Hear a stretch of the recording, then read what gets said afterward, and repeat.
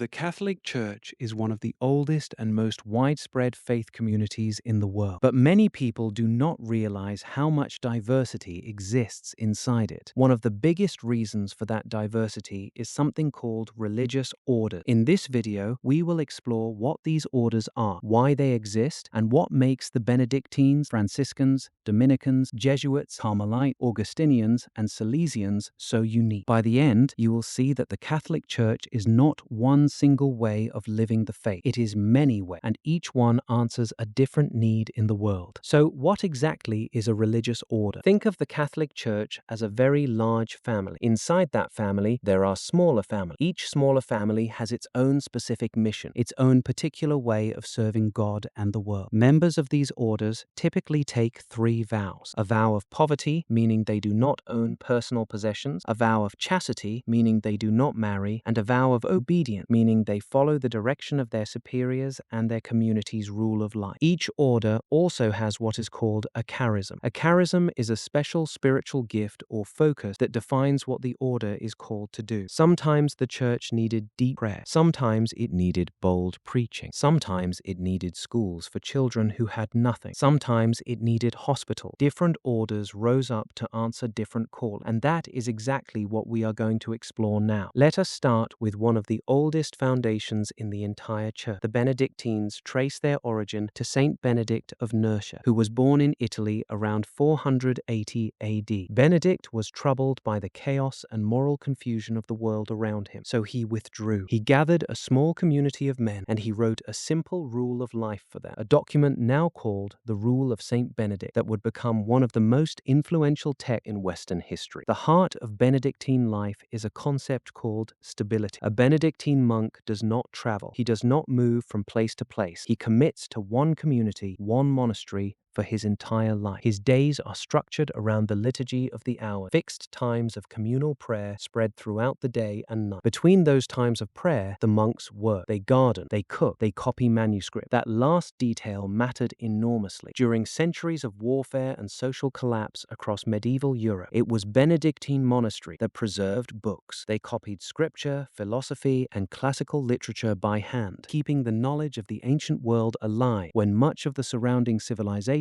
was falling apart. The Benedictines did not set out to save Western learning. They set out to pray. The preservation of knowledge was simply what faithful, stable, daily work produced over centuries. Now let us move to an order that looks very different from the quiet monastery. Saint Francis of Assisi was born in 1181 in central Italy, the son of a wealthy cloth merchant. He gave all of it away, every possession, every comfort. He chose radical poverty not as a punishment, but as a form of joy, a way of trusting God completely and standing in genuine solidarity with the poor. Francis and his early brothers did not build monasteries and stay inside them. They walked the road. They preached in city square. They cared for lepers. They went where the need was greatest. Franciscans are called friars, not monks. That distinction is important. A monk stays. A friar moves. Franciscan friars live among ordinary people, serving in parishes, in hospitals, and in mission territories across the world. They carry a special love for all of creation, rooted in Francis's own vision that everything God made reflects God's good. That spirituality of joy, simplicity, and care for the poor has made the Franciscans one of the most beloved orders in the entire church. Next, let us talk about the Dominicans. Saint Dominic Guzman founded his order in the early 13th century with a very specific problem in mind. False teachings were spreading through parts of Europe, confusing ordinary Catholics and pulling communities away from the faith. Dominic's answer was not condemnation. His answer was preach, deep, learned, careful, truthful preaching. He gathered men who would study theology rigorously and then go out and explain the faith clearly to anyone who would listen. The Dominicans produced some of the greatest intellectual minds in Catholic history. St. Thomas Aquinas, born in 1225, was a Dominican. His masterwork, the Summa Theologiae, remains one of the most comprehensive works of theology ever written. Dominican life balances serious academic study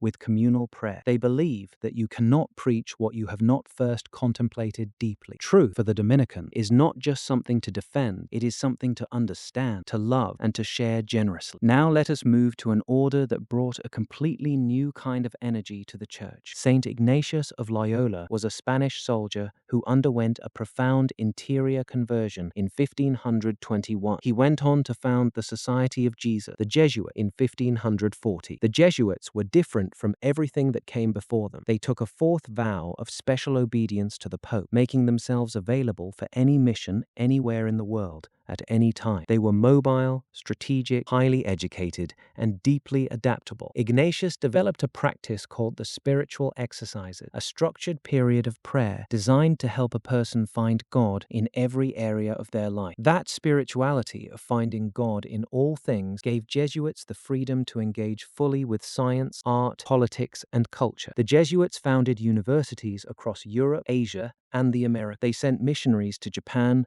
China, India, and South America. Wherever the mission required presence, the Jesuits went. Let us now turn to one of the most interior and contemplative traditions in the Church. The Carmelites began as a group of hermits living on Mount Carmel in the Holy Land during the 12th century. They were not primarily preachers or missionaries. They were seekers of God in silence. Their entire charism is built around contemplative prayer, the slow, quiet, interior turning of the whole self toward God. Over centuries, the Carmelite tradition produced some of the most profound mystical writers in Christian history. Saint Teresa of Avila reformed the Carmelite order and wrote The Interior Castle, a detailed map of the soul's journey. Saint John of the Cross wrote poetry exploring the dark and luminous depths of prayer. Centuries later, Saint Therese of Lisieux offered the world the little way, a spirituality of doing small, ordinary things with extraordinary love. The Carmelites teach the Church that silence is not emptiness. It is the place where the deepest things happen. Next, let us talk about the Augustinian. The Augustinian order draws its inspiration from Saint Augustine of Hippo, one of the most brilliant thinkers in history. Born in 354 AD, Augustine lived a restless early life and eventually came to faith through a long interior journey described in his famous Confession. That journey, restless, honest, intellectually searching, became the model for Augustinian spirituality. The Augustinians lived together in community, guided by a simple phrase, one mind and one heart on the way to God. Their charism is communal friendship in the search for truth. They believe that no one finds God alone, thinking together, praying together, questioning together. The Augustinians remind the Church that the spiritual life is not a solitary achievement. It is a shared journey. And finally, let us talk about one of the youngest and most joyful orders on this list, Saint John Bosco. Don Bosco was a young priest in the rapidly industrializing city of Turin in the 19th century. He saw thousands of young boys flooding into the city, poor,